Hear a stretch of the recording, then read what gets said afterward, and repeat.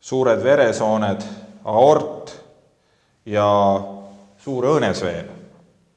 Nad paiknevad üksteise tagasi, kui külje pealt vaadata, ja üheks põhjuseks, miks arvatakse, et lülisammas on luuliste siirete poolt esikohal tervet skeletisüsteemi vaadates, et mille pärast need siirded just lülisambasse tekkivad, ongi tegelikult just see, et lülikehade sisse lähevad siit veresooned. Ja lülikeha seest ei ole mitte selline plokk, vaid tegelikult on ta sellise kärjelise struktuuriga, põhimõtteliselt nagu meekärg. Ja verevarustus siin sees toimubki siis nii veenide kui arterite vahel ja nende veresoonte kaudu jõuavad ka siis siia kärgede sisse kasvajarakud ja siit jäävad nad sinna pidama ja sellest võibki hareneda siis siire ja selle tulemusel võib laguneda üks nendest lülidest. Kui lülikeha on lagunemine on läinud nii kaugele, et tekib ebastabiilsus ja hakkab tekkima lülisamba kõverus, siis me aitame neid inimesi. Ja teine variant on see, et kahjuks tihti see kasvaja kude ei piirdu selle lülikehaga, vaid ta kasvab siia taha välja, siia kanalisse, kus meil on siis seljaaju ja tihti need inimesed, keda me ravime, tulevad meie juurde just niinimetatud meditsiinilise terminiga neuroloogiline defitsiit, mis tegelikult tähendab seda, et inimesel on jalgade nõrkus tekkinud, ta ei kontrolli põit või soolt või surevad tal ärajalad, see tähendab seda, et see kasvaja kude surub seljaaju ja närvi juurde peale. Meie haiglas lülisamba kõverusi ehk deformiteete ravitakse täiskasvanutel. Lülisamba kõverused tavaliselt inimesel ei ole siis mitte kunagi ühes tasapinnas, vaid enamasti kõverus lülisambas moodustab siis mitme tasapinnaliselt. Ma proovin selle teile skemaatiliselt lahti seletada. Kui me vaatame inimest eest taha,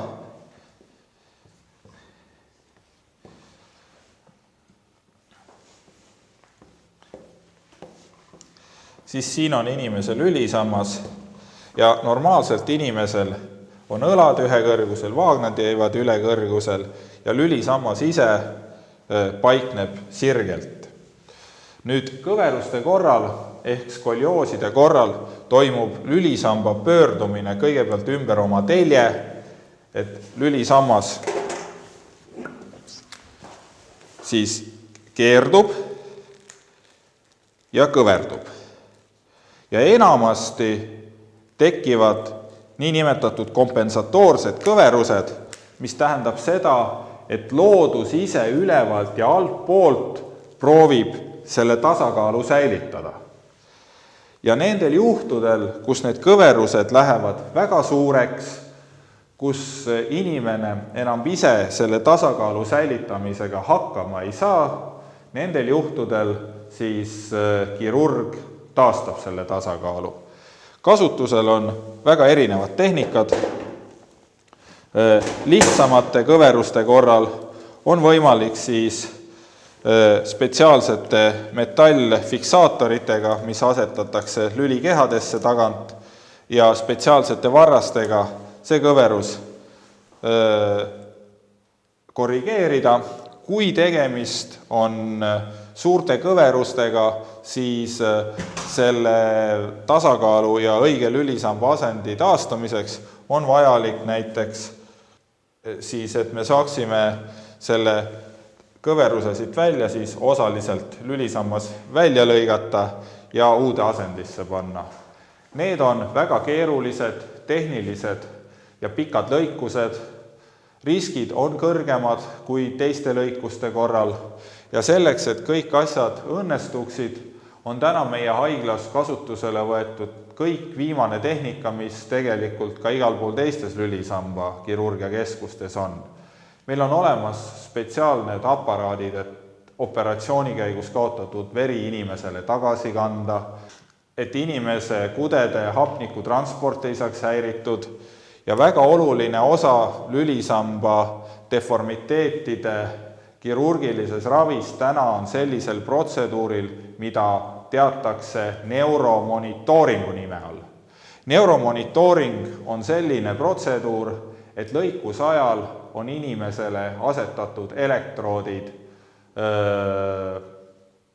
pähe, mille kaudu antakse siis väikseid elektriimpulsse ja registreeritakse neid siis vastavalt kas kätes, alajäsemetes ja selle korrektsiooni käigus, kui muutub ka seljaaju asend, me pidevalt jälgime seda, et ei tekiks seljaaju kahjustust. Teiste sõnadega, me kasutame kõiki maksimaalselt võimalikke tehnikaid ja metoodikaid, et ei tekiks inimesel halvatust. Ja kui see lõikus on tehtud, siis vastavalt nüüd lõikusraskusele samamoodi inimene erilisi korsette ja abivahendeid pikaajaliselt ei vaja, fiksaatorid on stabiilsed ja inimesed lahkuvad haiglast suutelised hakkama saada ise oma põhivajadustega teise nädala jooksul.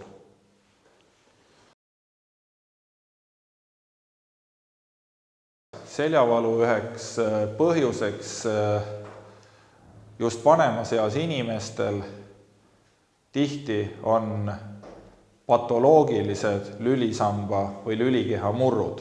Lahti seletades tähendab see siis seda, et lülikeha ise on kaotanud oma ehitusliku tugevuse ja inimesel ilma traumata tekib lülikeha murd.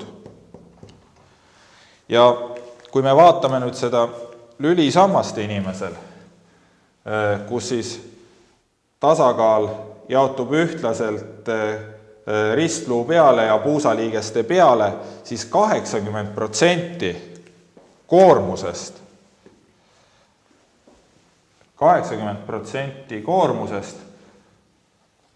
jaotub siia niinimetatud eesmisele sambale või lülikehadele. Ja nüüd, kui lülikehad vajuvad kokku just selle tõttu, et see kärgstruktuur siin sees annab järgi, siis mis selle tulemuseks on? Inimese tagumised lülisamba struktuurid ja samuti suured seljalihased, mis siin inimesel taga on, peavad tegema mitu korda rohkem tööd, et inimesel tasakaal ja õige asend taastada. 85% inimestel need lülikeha kokkuvajumised suudetakse ravida ilma igasuguse kirurgilise vahele segamiseta. Valuvaigistid, korsettravi, nõuanded, tugiraamid annavad piisava efekti, et inimene saaks oma eluga ise hakkama saada ja kirurgil seal midagi teha ei ole. Teatud juhtudel on aga valusündroom nii tugev, et kasutatakse siis spetsiaalset tehnikat, kus lülikeha sisse viiakse kas siis eelnevalt ballooniga täidetud või ilma selleta tsement. See protseduur võtab siis inimesel valu ära. Teinekord võib olla nii, et selle murdumise käigus killud lähevad seljaju kanalisse ja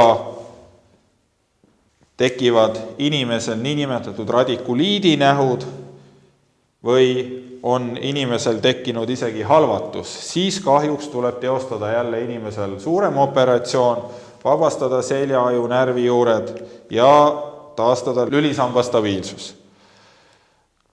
Osteoporootiliste murdude ravis aga kõige olulisemal kohal on tegelikult see toetav ravi, see tähendab seda, et tuleb siis luuainevahetus taastada ja see täna on niinimetatud tablett ehk medikamentoosne ravi ja see on väga oluline ka sellisel juhul, kui on kirurgiline ravi tehtud või kui inimene kirurgilist ravi ei vaja, on oluline, et inimene kindlasti ka suukaudseid preparaate kasutab, et oma luutihedus taastada ja vältida tulevikus uusi murde.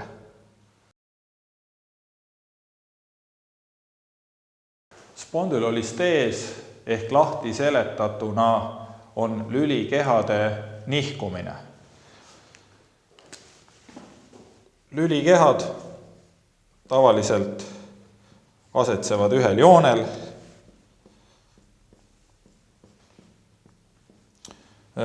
ja selle stabiilsuse tagavad siis nii liigesed, sidemed kui terved lülivahekettad nende vahel. Lülinihet ehk spondülolisteesi laias laastus on kahte tüüpi. Noorematel inimestel on lülinihke aluseks tagumiste luuliste struktuuride defekt ja selle tulemusel nihkub siis lülikeha ettepoole. Teinekord võib lisaks ebastabiilsusele kaasneda ka närvijuurte surve, kus siis siit lülikehade vahelt paiknev disk satub kanalisse või ka olemasolevad fassettliigesed komprimeerivad, suruvad peale seljaajule. Vanemas eas tavaliselt luulised struktuurid ise on terved, kuid lülinihke aluseks on sidemete, liigeste, diskide kulumine ja põhiliselt vanemas eas lülinihet ehk spondülolisteesi opereeritakse ikkagi närvijuurte kompressiooni või surve tõttu. Spondülolisteesi ravi suures osas on konservatiivne. Me alguses proovime inimestele ära seletada haiguse olemuse, ta on healoomuline haigus, väga harva kaasneb temaga täielik halvatus. Ta küll halvendab oluliselt inimese elukvaliteeti, kuid ravimite, taastusravi ja nõustamisega on enamasti võimalik inimese elukvaliteet taastada. Kui nüüd see haigus on arenenud nii kaugele või konservatiivne ravi ei aita, siis tänapäevaselt enamasti lülinihet opereeritakse järgnevalt. Kõigepealt vabastatakse kanal ja närvijuured, asetatakse kruvid ülevalt ja alt ja lülikehad on fikseeritud kruvidega, siis spetsiaalsete laiendajate ja tehnikatega minnakse siis lülikehade vahele. Eemaldatakse see disk, taastatatakse kõrgus ja võimalusel ja vajadusel reponeeritakse lülisammas või pannakse oma sellisesse asendisse, et närvijuured ja seljaaju oleks vabad. Ja kui see lõikus on tehtud, siis enamasti inimesed lahkuvad 1 nädala jooksul meie haiglast, nad erilist toetusravi ei vaja, korsette, ortoose ei vaja, esimestel päevadel kasutavad tugiraame ja koju minnes saavad nad ise hakkama oma igapäevaste toimingutega.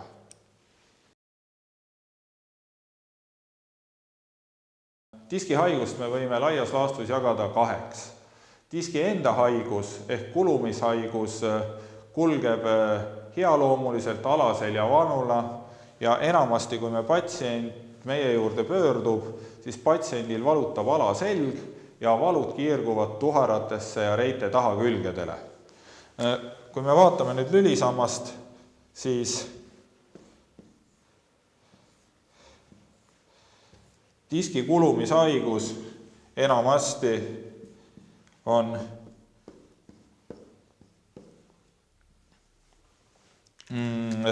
alumiste nimelülide piirkonnas, see on 3., 4., 5. nimelüli, see on esimene ristlulüli. Ja diskid on siis sellised poolvetruvad struktuurid, mis koosnevad 2 osast, tuumast siin sees ja teda ümbritsevast fibroosrõngast. Ja nüüd, kui disk hakkab oma veesisaldust kaotama, kõrgus langeb, muutub struktuur ebaühtlased ja fibroosrõngasse hakkavad tekkima rebendid, võib see tuum kontakti minna siin diski ümbruses olevate närvilõpmetega, samamoodi oma kõrgust kaotades siit välja tulevad närvijuured võivad sattuda kompressiooni või surve alla ja kokku annabki ta siis ebamugavustunde inimesele alaseljas. Sellise haiguse puhul efektiivne enamustel juhtudel on konservatiivne ravi. Valuravi, erinevad taastusravimetoodikad ja kui seda ravi on pikaajaliselt proovitud ja tehtud ja inimesel elukvaliteet langeb, siis põhimõtteliselt on võimalik need diskid kirurgiliselt asendada. Ja täna maailmas on 2 metoodikat selleks. Üks metoodika on lülikehade vaheline fusioon, ehk see tähendab seda, et me kasvatame need 2 lülikeha omavahel kokku. Ja praegu kasvav trend on ka siis niinimetatud lülivahemiku protees. Seda praegu Eestis veel ei kasutata. Uuringud on pooleli, me soovime olla kindlad, et kui me midagi sellist patsiendile ka paneme, siis tulemus on sama hea või veel parem kui niinimetatud lülikehade kokkukasvatamise tehnika. Teine haigus, mis on lülisamba kirurgias üks põhilisi, on see siis lülivaheketta väljasopistus. See on siis lülikeha ja siin sees on tavaliselt kõvakelme sees närvijuured ja siin ümber on seljajuvedelik. See on nüüd terve kanal, disk on inimesel siin ilusti oma kohal, kuskilt välja ei sopistu, närvijuured, kanal on vaba. Kui tegemist on nüüd diski prolapsiga ehk väljasopistumisega, siis disk või vaheketas, mis siin on, toimub niinimetatud fibroosrõnga rebend ja enamasti see tuum sopistub siis